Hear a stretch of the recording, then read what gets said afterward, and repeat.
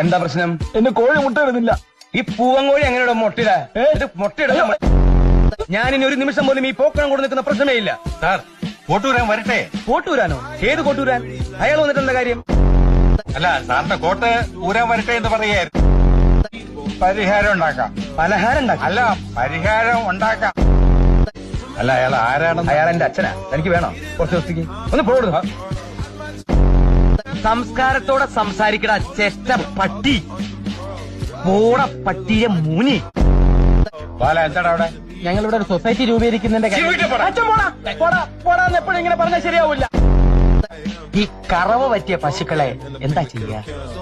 Cut ചെയ്യണം, അറക്കാൻ കൊടുക്കണം. ഞാൻ ചികിത്സിക്കുന്ന ഓരോ പട്ടിയിലും പൂച്ചയിലും പശുവിലും പോത്തിലും ഞാൻ എന്റെ അച്ഛന്റെ മുഖം കാണും. മിണ്ടാതിരിക്കണ ചെറ്റ പട്ടി തെണ്ടികളെ. ഇനി ആ അമ്മയ്ക്ക് വിളിക്കൂട്ടോ.